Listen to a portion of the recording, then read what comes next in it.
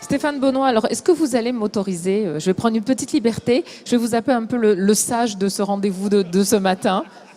Ça ne vous fâche pas, au contraire. Même Valérie a dit c'est incroyable.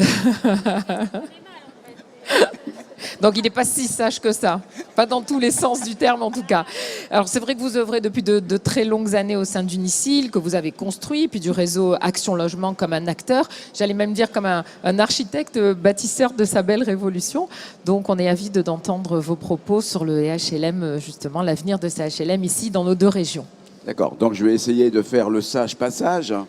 Et effectivement, quand je regarde ceux qui sont en face de moi, quand j'entends la réflexion de Valérie à juste titre, c'est qu'il y a un peu plus de 40 ans, j'étais relativement jeune, dans un monde qui était pour nous que l'organisme collecteur, donc une dizaine de salariés.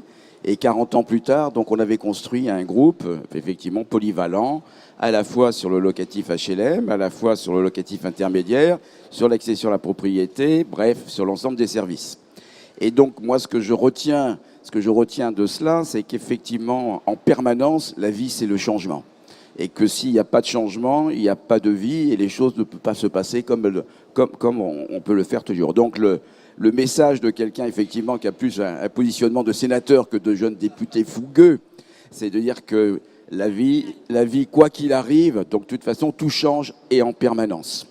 Je dirais même avec un peu d'humour, avec autant de vigueur et de ferveur, je déconstruis tout ce que nous avons construit pendant 40 ans, mais parce qu'effectivement, on a la chance aujourd'hui, nous, d'être dans un grand groupe qui est Action Logement, qui a regroupé tout ce qui était les collecteurs.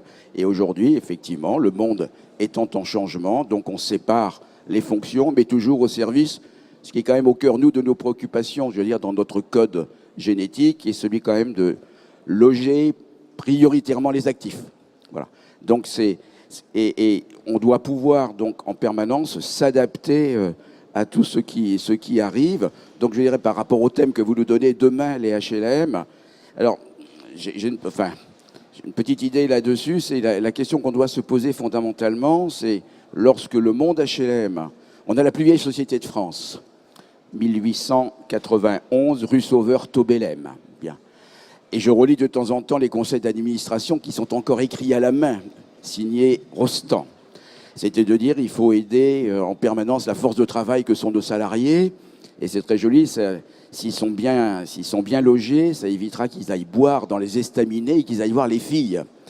Donc aujourd'hui, 100 ans plus tard, le sujet est à traiter, certainement de manière différente que nos aïeux, mais de savoir effectivement, est-ce que le monde HLM, tel qu'on va le construire demain, et ce demain va aller plus vite, je pense, que ce que tout le monde imagine, est-ce que ce monde HLM, il est bien fait pour loger ceux que les lois du marché ne savent pas loger. Et donc c'est ça notre transformation, très certainement notre transformation du futur. À partir de cela, ça veut dire qu'il faut effectivement donc reconstruire des modèles économiques. On sait tous qu'actuellement, nous avons encore, pour certains d'entre nous, et qui avons la chance d'appartenir à des grands groupes, donc des fonds propres. La vente d'une partie de notre patrimoine va nous permettre encore d'avoir des fonds propres. Mais à un moment donné, lorsque nos fonds propres, lorsque ce que nous aurons gagné à partir de la vente HLM, lorsqu'il manquera cet argent, et on sait que l'État n'en a pas beaucoup et que les collectivités locales encore un peu moins, on aura très certainement donc à remettre sur la table l'ensemble de modèles actuels et de vérifier et de regarder qu'est-ce qui sera peut-être remis dans le cadre des marchés et ce qui sera remis au cœur de nos préoccupations, qui est de loger effectivement les gens qui, à cause des revenus qu'ils peuvent avoir, ne trouvent pas la facilité à se loger donc, systématiquement donc, sur ce qui est offert par le marché. Donc, le mot par rapport à ça, c'est que de toute façon, effectivement, pendant 40 ans, donc je l'ai vécu en permanence, d'un petit CIL, on a monté au fur et à mesure à la demande de nos conseils d'administration, essentiellement nous du monde de l'entreprise.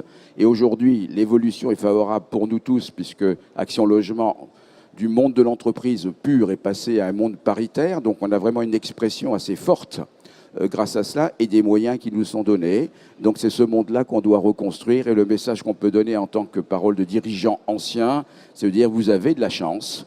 Vous avez de la chance, contrairement à ce que vous pensez, parce qu'effectivement, le fait que tout bouge, que tout remue, pour ceux qui sont bons, pour ceux qui ont envie de se battre, c'est une opportunité et c'est une chance, plutôt que de garder et de travailler dans un monde qui est stable et qui ne bouge jamais. Saisir l'occasion pour s'inscrire dans l'histoire. Merci beaucoup. Merci beaucoup.